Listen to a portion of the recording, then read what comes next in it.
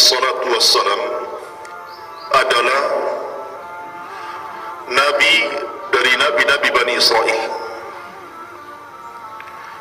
dan dia adalah satu di antara raja daripada raja-raja Bani Israel.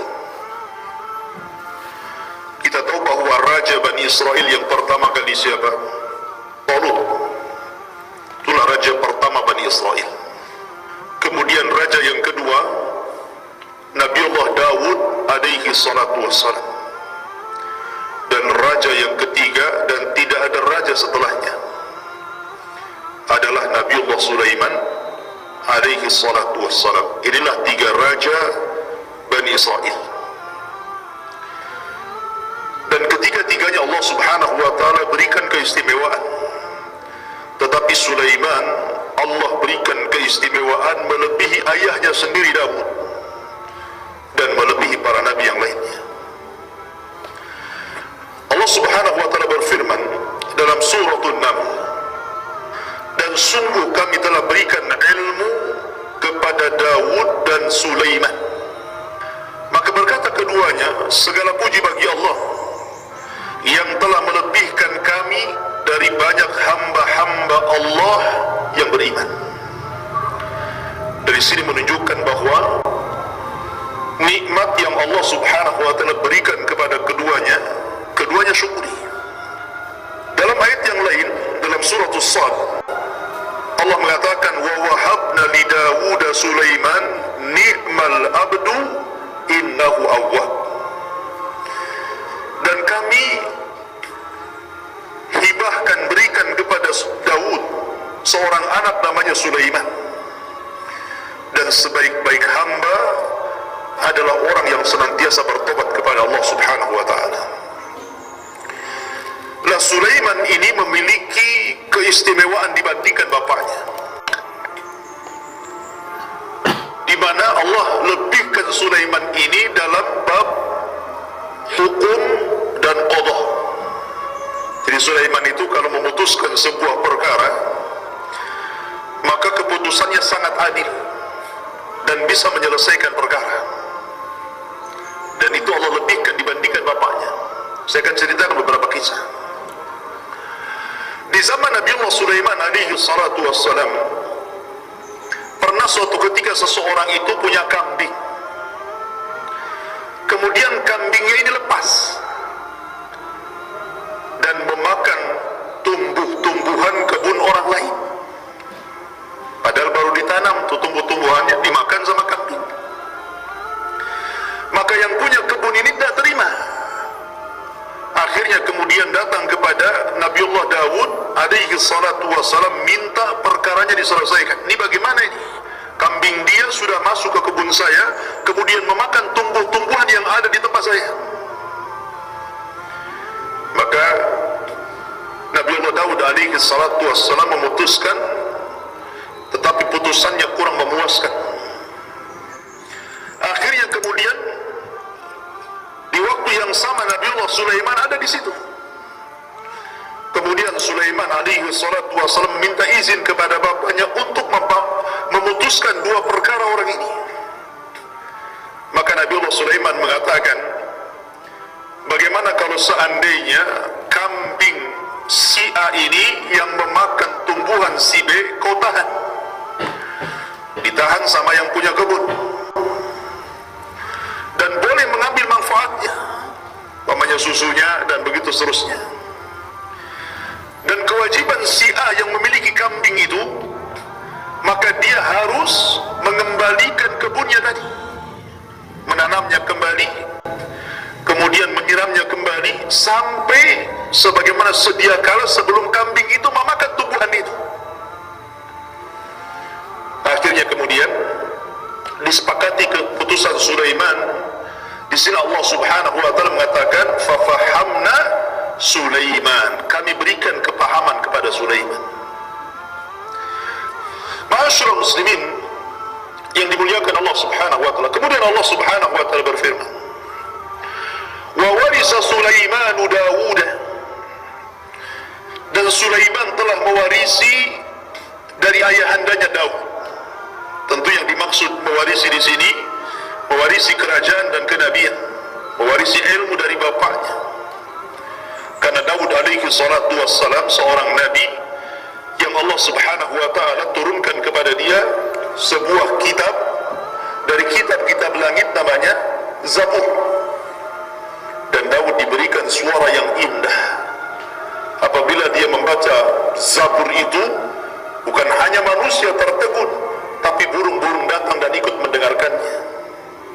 Makanya Nabi SAW ketika menyamakan keindahan suara Abu Musa al-Ash'ari radhiyallahu an, kata Nabi SAW, suara wahai Abu Musa seperti suara ala Daud, saking indahnya. Lah Daud ini memiliki putra Sulaiman, tetapi Sulaiman memang ada satu kisah yang menarik. Apakah Sulaiman punya anak?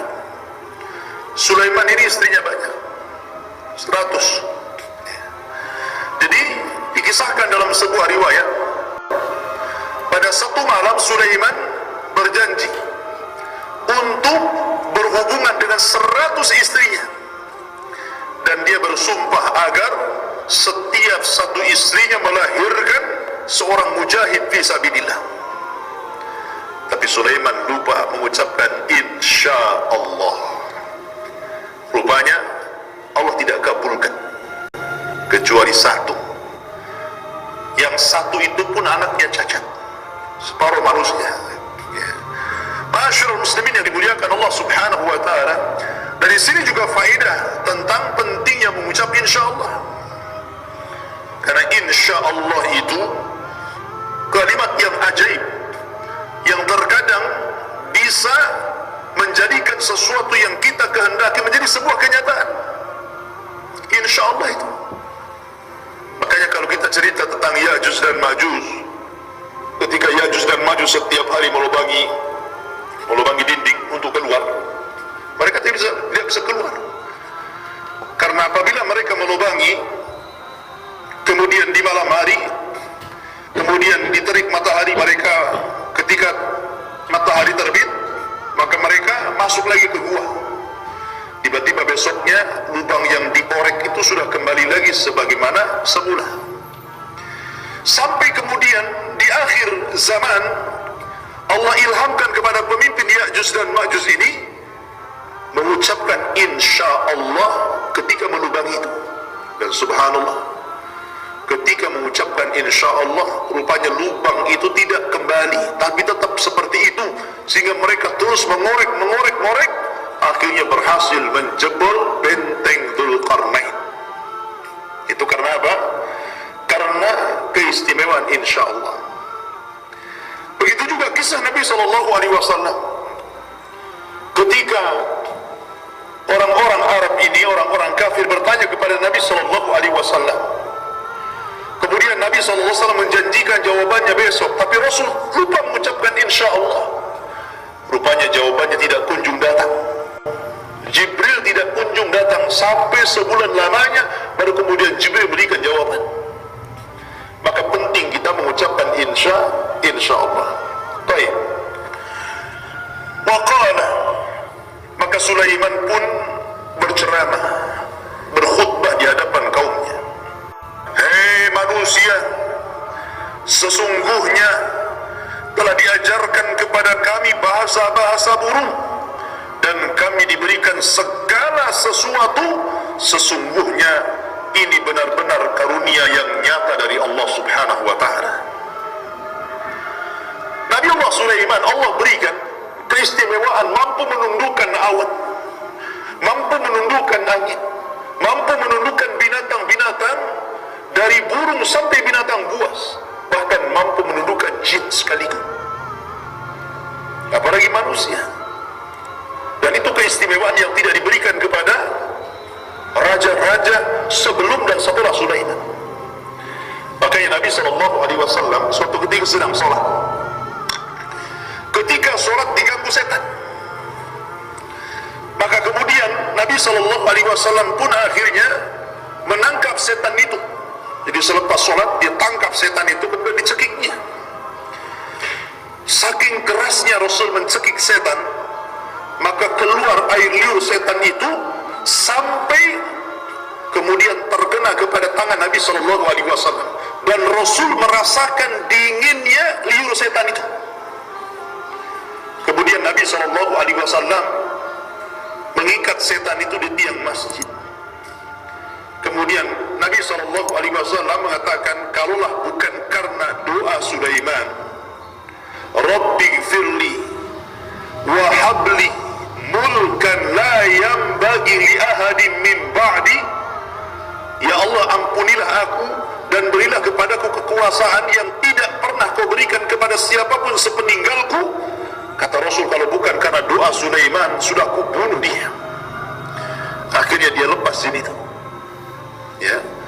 Dari sini menunjukkan apa? Nabi SAW mengakui bahwa Allah Subhanahu wa Ta'ala telah memberikan kekuasaan yang luar biasa kepada Sulaiman yang Allah tidak berikan kepada yang lainnya. Bahkan dia sanggup memahami bahasa binatang. Jadi sampai suatu ketika Nabi Allah Sulaiman keluar bersama pasukannya hendak melakukan istisqa. Karena ketika itu terjadi paceklik di zamannya, jadi tidak ada hujan lama. Akhirnya Sulaiman keluar bersama pasukannya hendak melakukan istisqa, minta hujan. Ketika sampai di lapangan, Nabi Allah Sulaiman melihat semut sedang tengkurap. Semut sedang tengkurap ke atas gitu, dan tangannya sedang berdoa kepada Allah. Dan Sulaiman paham. Ya, rupanya sebelum Sulaiman dan juga tentaranya melakukan istisqa meminta hujan kepada Allah, semut-semut itu sudah duluan istisqa meminta hujan kepada Allah. Maka ketika melihat semut-semut berdoa kepada Allah meminta hujan, maka Sulaiman mengatakan kepada tentaranya, irji'u, kembali kalian, kembali kalian, sesungguhnya telah cukup semut-semut itu meminta kepada Allah hujan untuk kita. Makanya Nabi SAW mengatakan, laulal bahaim lam tumtiru, kalau seandainya bukan karena binatang ternak, kalian tidak mungkin diberikan hujan. Ya. Kata Nabi SAW, apabila telah tampak perzinahan, telah tampak kemungkaran di mana-mana, maka Allah Subhanahu wa Ta'ala tidak akan menurunkan hujan kepada kalian. Kalaulah bukan karena binatang, laulal bahaim, kalau karena bukan karena binatang ternak, kalian tidak mungkin dihujani. Jadi Nabi Allah Sulaiman paham dengan bahasa semut itu. Maka Sulaiman memilih untuk pergi pasukannya karena cukup dengan semut yang istisqa. Bahkan dalam sebuah kisah, nanti dikisahkan ayat selanjutnya, bagaimana Sulaiman juga ketika membuat tentaranya tiba-tiba dihadang dengan pasukan semut. Kemudian Allah mengatakan, wa khusyira li Sulaimana junuduhu minal jinni wal ins wat tayri fahum yuzaun. Dan untuk Sulaiman dikumpulkan bala tentara dari jin, dari manusia, dari burung-burung, lalu mereka berbaris dengan tertib. Jadi Sulaiman itu punya pasukan. Jadi pasukan manusia berbaris, ada posnya. Pasukan jin juga ada posnya. Pasukan burung yang senantiasa menaungi. Kalau Sulaiman sedang berjalan, maka akan membuat naungan supaya tidak kepanasan. Belum lagi binatang-binatang buas, semua ditundukkan Sulaiman karena Allah Subhanahu wa Ta'ala. Karena izin Allah Subhanahu wa Ta'ala. Raja mana ikhwan yang bisa mengalahkan kerajaan Sulaiman? Pasukannya banyak, bukan manusia saja, dari kalangan jin, bukan kalangan jin saja, dari binatang-binatang buas, dari burung-burung. Maka wajar kalau seandainya Sulaiman mengatakan, Rabbi gfirli wa habli mulkan la yambagi li ahadin min ba'di. Ya Allah, ampuni dosa-dosaku, berikan kepadaku sebuah kerajaan yang kau tidak pernah berikan kepada siapapun setelahku. Luar biasa. Ya. Makanya para ulama mengatakan di dunia ini ada 4 raja yang pernah menguasai dunia. 2 mukmin dan 2 kafir. Yang mukmin Nabi Allah Sulaiman. Kemudian yang kedua Raja Dzulqarnain. Keduanya mukmin dan keduanya menguasai dunia. Kemudian yang 2 kafir. Pertama Namrud di masa siapa? Nabi Allah Ibrahim alaihi salatu wassalam. dan yang kedua Bukhtun Nasr, raja yang menghancurkan Yahudi Bani Israel dan memporak-porandakan Palestina di zaman itu. Ya. Jadi ini 4 raja, tetapi dari 4 raja ini yang paling besar kekuasaannya adalah Nabiullah Sulaiman. Karena Sulaiman punya pasukan jin, punya pasukan burung, punya pasukan binatang-binatang, bahkan dia punya pasukan angin. Punya pasukan angin. Angin bisa membawa Sulaiman kemanapun dia mau. Ya.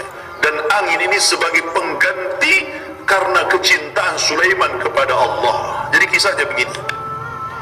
Dalam sebuah riwayat, Sulaiman itu suka dengan kuda. Kadang-kadang dia koleksi kuda-kuda yang bagus, kuda-kuda yang perang, kuda-kuda yang tunggangan dia yang cantik. Pokoknya hobi sekali dengan kuda. Terkadang seharian dia duduk saja memandangi kudanya, memandikan kudanya, mengelus-ngelus kudanya. Namanya hobi dengan kuda. Sampai suatu ketika Nabi Sulaiman ini dilalaikan dengan waktu salat. Saking enaknya dia memandangi kuda, tanpa terasa matahari terbenam, akhirnya dilalaikan dari beribadah kepada Allah Subhanahu wa taala. Dari situ Sulaiman menyesal. Karena menyesalnya itulah akhirnya Sulaiman pun marah kepada kuda-kudanya. Akhirnya kuda-kudanya disembelih semuanya, kemudian disedekahkan dagingnya kepada fuqara wal masakin. Nabi SAW bersabda, "Man taraka syai'an lillahi 'awadallahu khairan minhu." Siapa yang meninggalkan sesuatu karena Allah, pasti Allah akan ganti yang lebih baik. Yakin antum? Kalau antum meninggalkan sesuatu karena Allah, Allah pasti akan ganti yang lebih baik itu. Ketika Sulaiman meninggalkan kuda-kudanya, hobi-hobinya ditinggalkan, bahkan disembelih, kemudian disedekahkan dagingnya, dan dia lupakan dari kuda itu. Padahal kuda itu adalah kuda yang sangat kencang sekali untuk berperang. Akhirnya Allah Subhanahu wa taala ganti dengan apa? Dengan angin. Ditundukkan angin kepada Sulaiman. Kalau naik kuda kan lama tuh, naik angin sudah sampai sana. Allah berikan gantinya angin. Maka antum yakin ikhwan, kalau ada hal yang diharamkan Allah Subhanahu wa taala, kemudian antum belum mampu meninggalkannya, kalau antum yakin ketika meninggalkannya karena Allah, maka pasti Allah akan ganti yang lebih baik. Kemudian Allah mengatakan, hatta idza atau ala wadin namli qalat namlatun ya ayyuhan namlu dkhulu masakinakum la yakhtimannakum Sulaiman wa junuduhu wa hum la yash'urun. Hingga ketika mereka sampai di lembah semut, jadi pasukan Sulaiman sedang berjalan ke Asqalan masih dari Palestina. Kemudian di tengah jalan tiba-tiba Sulaiman mengatakan, berhenti kalian semuanya. Kaget pasukan, ada apa ini? Kemudian Sulaiman perhatikan ke bawah, rupanya ada rombongan semut sedang berjalan.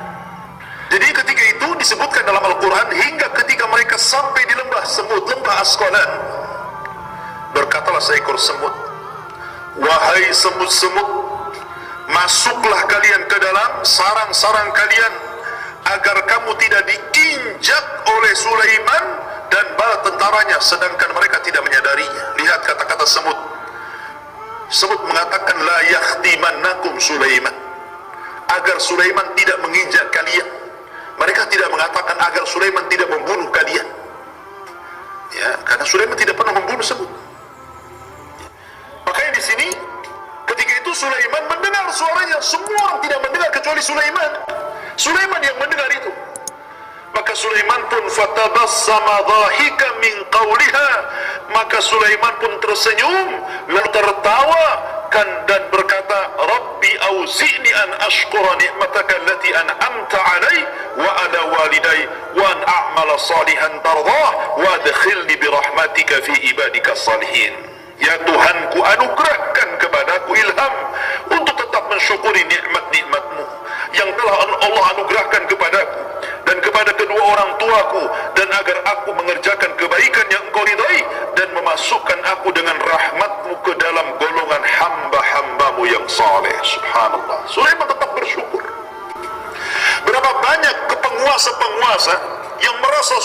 berkuasa, yang merasa sudah tingkat kekuasaannya sudah level paling tinggi di sebuah negara, anggaplah presiden, justru mereka kufur. Ambisi dengan kekuasaan, haus dengan kekuasaan, menjadi zalim, menzalimi rakyatnya, menindas orang-orang miskin. Tapi Sulaiman tidak demikian. Ya. Dan di sini ada akhlak yang luar biasa. Bagaimana Sulaiman melontarkan senyum kepada semut.